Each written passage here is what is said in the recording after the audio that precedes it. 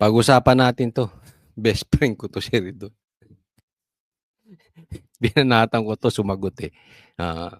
Sige, ayaw mong tigilan yang kalokohan mong 'yan, ha, sige. Ha?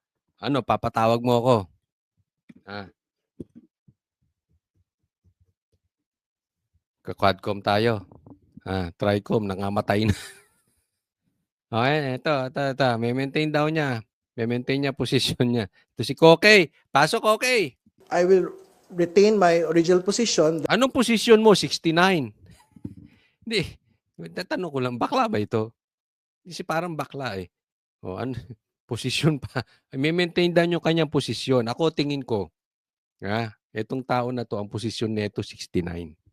69. Bakit kanyo 69? That impeachment proceedings are based on facts and the evidence that are actually presented. Pero more importantly, I think the more important question that needs to be resolved first and that needs to be asked first. Okay, so bakit ko sinasabing 69?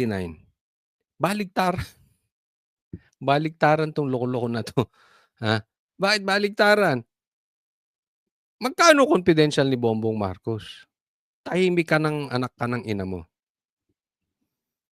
Di totoo naman, lahat naman tayo. Hindi po yun mura. Anak naman talaga to ng ina niya. Wala naman siguro putok ka sa buho kung di ka anak ng nanay mo, no? Itong anak nitong ina mo, ito, anak ng ina to.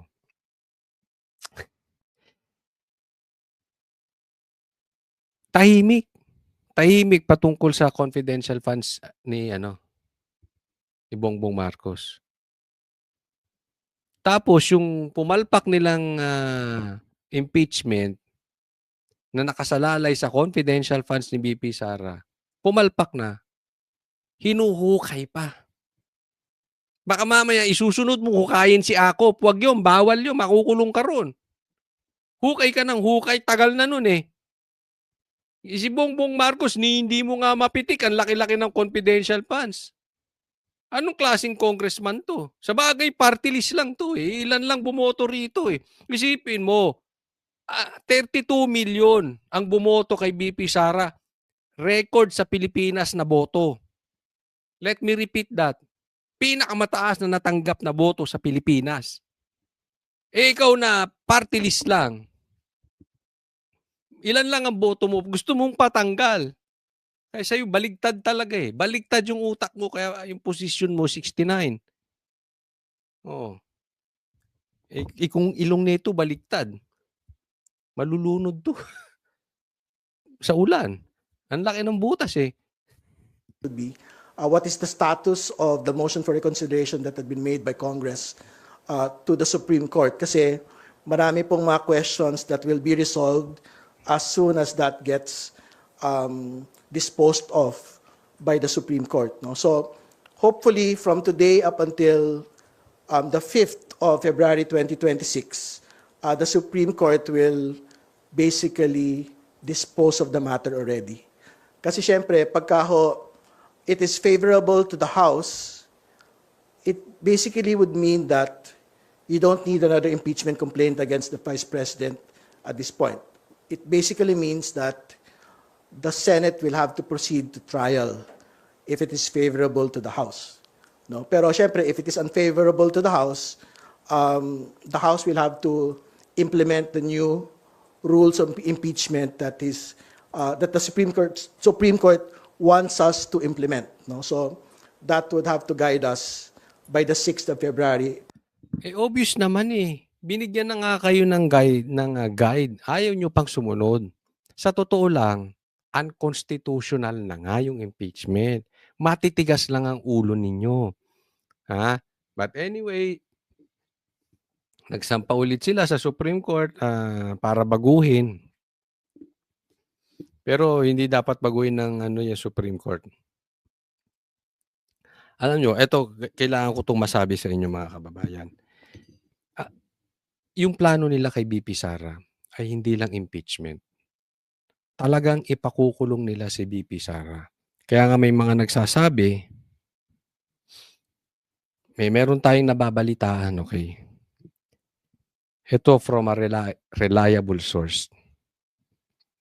meron tayong nababalitaan na si VP Sara di umano ay sabi hindi pa raw sure na tatakbo. Ang sagot ko do'n, hindi naman siguro totoo 'yan. Bakit? Totoo man siya or hindi, I think VP Sara has no choice. Kasi kung hindi siya magiging presidente at hindi siya tatakbo sa 2028, ipakukulong po 'yan. Ipakukulong 'yan si VP Sara. Nakikita niyo naman kung ano ang galawan ng gobyerno natin ngayon. All the more na alam nila, puwedeng mawala sa kanilang kapangyarihan 'pag si Sara nakaupo. Pero 'pag alam nila hindi tumakbo si VP Sara at bumalik na lang siya sa Davao, sa lokal, lalong ipakukulong 'to si VP Sara. Mapakukulong 'yan. Kasi hindi lang si VP Sara ang kalaban dito. Okay? Yung lakas ng Duterte. Kaya nga 'pag hindi, ito tandaan po natin. 'Pag naging tagumpay sila sa impeachment or hindi man sila naging tagumpay, pero hindi tumakbo si VP Sara. Or tumakbo si VP Sara at nadaya nitong lintik na COMELEC na 'to. In short, hindi naging presidente si VP Sara.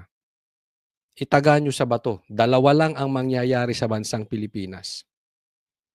Ipakukulong si Sara at yung mga kaalyado ni Sara at yung mga vloggers. Guaranteed na po yan. So sa sitwasyon natin ngayon sa Pilipinas, dalawa lang ang mangyayari. Makukulong ang si VP Sara, ipakukulong, or at the same and yung mga kaalyado ni VP Sara. Or pag naging presidente si VP Sara, makukulong to si Bongbong Marcos kung hindi makakatakbo, si Tambaloslos, si Saldico, si Boying, si Torre, at yung mga lumapastangan sa kapangyarihan. There is nothing in between. Yan lang po talaga ang kahinatnan ng bansang Pilipinas. Diyan na po mauuwi. Dahil po sa laki ng naging nakawan, hindi na po kayang itago. Meron talagang dapat managot.